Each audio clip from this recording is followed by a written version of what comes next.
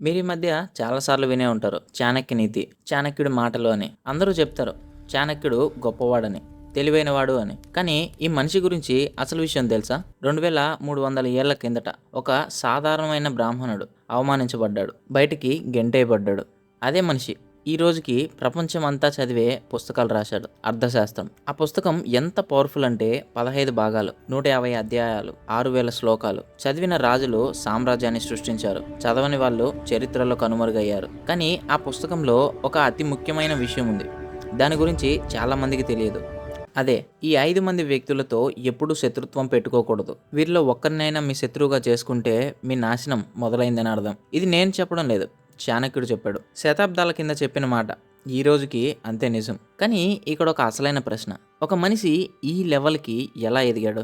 అందరూ చెప్తారు బలంగా ఉండాలి, పోరాడాలి, ఎదురు దెబ్బల్ని ఎదుర్కోవాలి అని. కానీ చాణక్యుడి లైఫ్ని డీప్గా అబ్జర్వ్ చేస్తే మనకు ఒక ప్యాటర్న్ కనిపిస్తుంది. నిజానికి మనల్ని కాపాడేది మీ పిడికిలు కాదు, మీ థింకింగ్, ముఖ్యంగా స్ట్రాటజిక్ థింకింగ్. ఒక ఫేమస్ క్వైట్ ఉంది, చాణక్యుడి మాట: అగ్ని నుంచి, విషం నుంచి, రాజు నుంచి ఎప్పుడు సురక్షితమైన దూరం ఉంచుకోవాలి. అంటే ఏంటి?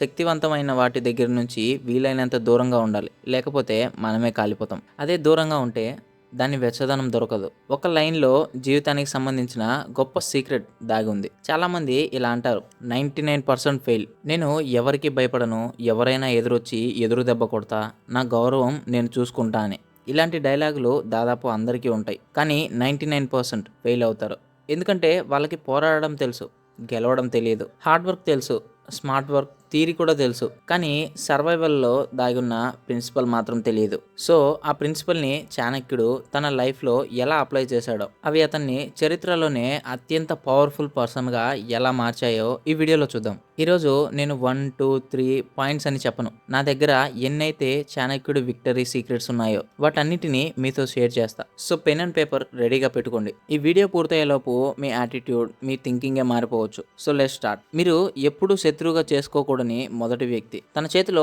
పవర్ ఉన్నవాడు లేదా చట్టం శక్తి ఉన్నవాడు. ఈనాటి కాలంలో రాజు అంటే ప్రభుత్వం, పోలీసులు, ఇన్ఫ్లుయెన్స్ ఉన్న పర్సన్. ఎగ్జాంపుల్ చూడండి. ఒక్క సంకేతంతో పోలీసులు మీ ఇంటి ముందు నిలబడగలరు. వారితో శత్రుత్వం పెట్టుకుంటే మీ పరిస్థితి ఏమవుతుంది? మీరు ఎంత సరైన వారైనా సరే ఈ వ్యవస్థ మీ మీదకి తిరగబడితే, నిజం నిరూపించుకుంటూ ఉంటేనే మీ లైఫ్ అయిపోతుంది. చాణక్యుడు చెప్పాడు, అగ్ని నుంచి, రాజు నుంచి ఎప్పుడు సేఫ్ డిస్టెన్స్లో ఉండాలని. వీళ్ళు ఏనుగు లాంటి వాళ్ళు. కాలు మీ మీద పెడితే ఉనికే లేకుండా పోతుంది. ఎంతమంది వీళ్ళతో గొడవ పెట్టుకుని జీవితాంతం కోర్టు చుట్టూ తిరుగుతున్నారో తెలుసా? వీళ్ళని ఓడించడం కష్టమని కాదు, అసాధ్యమని కాదు, కానీ ఓడిపోయిన ధర చాలా ఎక్కువ. ఇక రెండవ వ్యక్తి, వీరితో శత్రుత్వం మీకు ప్రాణాంతకరం కావచ్చు. ఆయుధం ఉన్నవాడు లేదా స్వభావంతోనే హింసాత్మకుడు. చూడండి, ధైర్యానికి మూర్ఖత్వానికి మధ్య చాలా సన్నని రేఖ ఉంది. తుపాకీ ఉన్నవాడిని సవాల్ చేస్తే మీరు ధైర్యవంతులని కాదు, ఫూల్. అలాంటి వాళ్ళు కోపంతో పనిచేస్తారు, మనసుతో కాదు. జైలుకు వెళ్ళడం, శిక్ష అనుభవించడం వాళ్ళకి భయం ఉండదు. కేవలం పగ తీర్చుకోవాలని మాత్రమే చూస్తారు. చెప్పండి, పిచ్చివాడితో పోరాడడం తెలివైన పనే?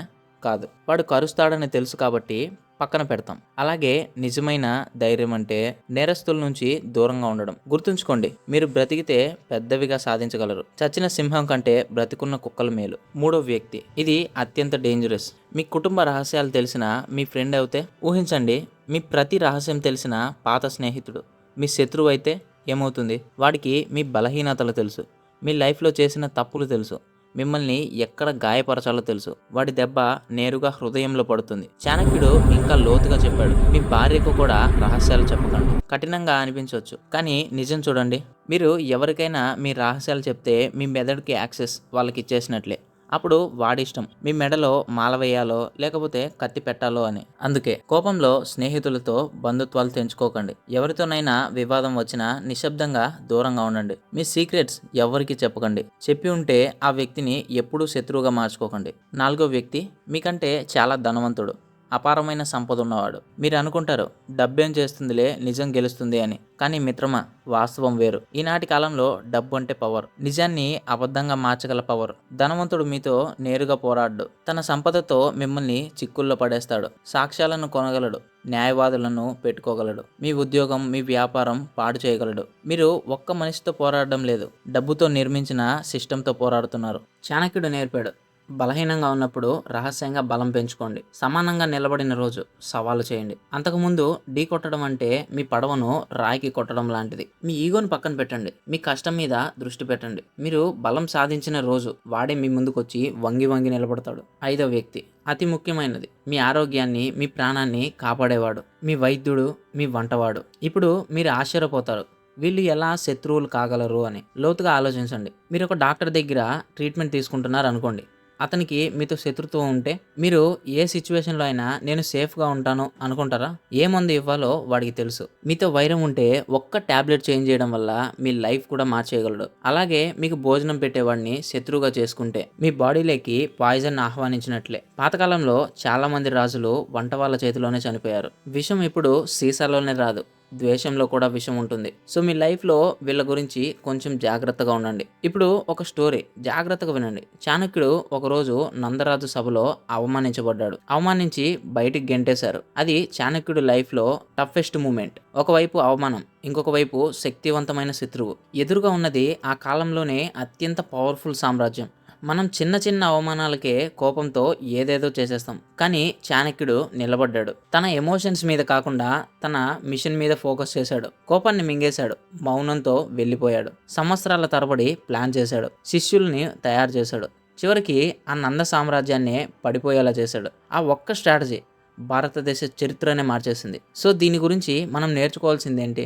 శత్రువు బలవంతుడైతే వెంటనే పోరాడకండి, ముందు సిద్ధం అవ్వండి. మీ లైఫ్ని మార్చే విజయం చాలాసార్లు కంఫర్ట్ జోన్ బయట ఉంటుంది. సరైన సమయం కోసం ఎదురు చూడండి, కానీ ఖాళీగా కాదు. మిమ్మల్ని మీరు ఇంప్రూవ్ చేసుకుంటూ. సింహం వెనక్కి అడుగులు వేసిందంటే భయపడినట్లు కాదు, అది పంజా వేయడానికి రెడీ అవుతుందని అర్థం. నిజంగా ఒక మనిషి సర్వైవల్ని డిఫైన్ చేసే ఒక్క వర్డ్ ఏంటో తెలుసా?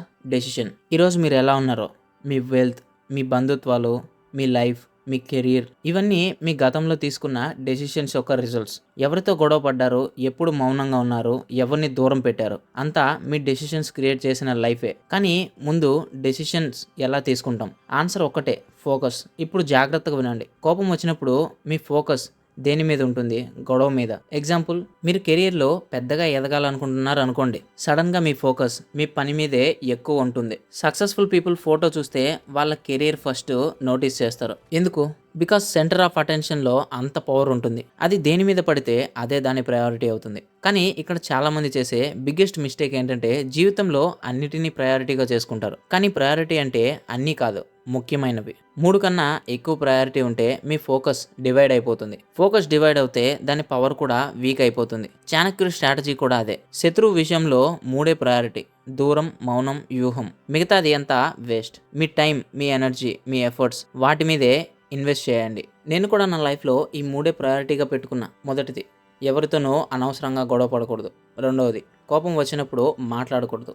మూడవది, బలం పెంచుకునే వరకు మౌనంగా ఉండాలి. ఈ 3 ప్రయారిటీస్ వల్లే ఎన్నో గొడవలు, ఎన్నో నష్టాలు తప్పాయి. నెక్స్ట్ మన టాపిక్లోకి వస్తే, చాణక్యుడి గురించి డీప్ రీసెర్చ్ చేసినప్పుడు ఫాస్ట్గా సక్సెస్ అవ్వడానికి ఒక ప్యాటర్న్ నోటీస్ చేశా. ఆ ప్యాటర్న్ ఏంటంటే, think bigger, stay calm, act smart. Think bigger అంటే ఎంత పెద్దగా ఆలోచించగలిగితే అంత పెద్దగా ఆలోచించండి. ఇప్పటి నుంచి మీ ఫ్యూచర్ కోసం ప్లాన్ చేయండి, రోడ్ మ్యాప్ ప్రిపేర్ చేయండి. మనం టైంని ఎస్టిమేట్ చేసినప్పుడు చాలాసార్లు మన లిమిట్స్ని కూడా ఎస్టిమేట్ చేస్తాం, మన పొటెన్షియల్ని కాదు. స్టే కామ్ అంటే కోపంలో డెసిషన్స్ తీసుకోకండి. ఎందుకంటే కోపంలో తీసుకునే డెసిషన్స్ 90% వరకు తప్పే అవుతుంది. Act smart. ఎప్పుడు పోరాడాలో, ఎప్పుడు మౌనంగా ఉండాలో తెలుసుకోవడం. చాణక్యుడు చెప్పాడు, మూర్ఖుడైన స్నేహితుడు కంటే తెలివైన శత్రువు మేలు. ఎందుకంటే తెలివైన శత్రువు నియమాల ప్రకారం పోరాడతాడు. మూర్ఖుడైన స్నేహితుడు తన మూర్ఖత్వంతో మనల్నే ముంచేస్తాడు. చాణక్యుడిలో మనకి ఎప్పుడు ఒక సూపర్ పవర్ కనిపిస్తుంది, సెల్ఫ్ కంట్రోల్. ఒక్కసారి మిమ్మల్ని మీరు అబ్జర్వ్ చేయండి. కోపం వచ్చినప్పుడు మీరు మాట్లాడిన మాటలు, మీరు చేసిన చేతలు, ఆ నష్టం గుర్తుందా? టైం మేనేజ్మెంట్ కంటే ముందు ఎమోషనల్ మేనేజ్మెంట్ ముఖ్యం. కానీ సెల్ఫ్ కంట్రోల్ ఎలా ఫామ్ అవుతుంది? కోపం వచ్చిన ప్రతిసారి 10 సెకండ్లు ఆగండి. ఆ 10 సెకండ్లలో మీ బ్రెయిన్ ఆ డెసిషన్స్ యొక్క కాన్సిక్వెన్సెస్ని ఇమాజిన్ చేస్తుంది. ఒక్కసారి ఈ మెథడ్ని మీ బ్రెయిన్ ఫీల్ అయింది అనుకోండి, ప్రతిసారి ఇదే హ్యాబిట్గా మార్చుకుంటుంది. సో ఇవే చాణక్యుడి విక్టరీ సీక్రెట్స్. వీటిని ఎంత ఫాస్ట్గా వీలైతే అంత ఫాస్ట్గా మీ లైఫ్లో అప్లై చేయండి. ఎందుకంటే నాలెడ్జ్ మీ లైఫ్ని మార్చదు, ఆ నాలెడ్జ్ని అప్లై చేస్తేనే మీ లైఫ్ మారుతుంది. ఇప్పుడు జాగ్రత్తగా వినండి. ఈ రోజు నుంచి 3 స్టెప్స్. 1.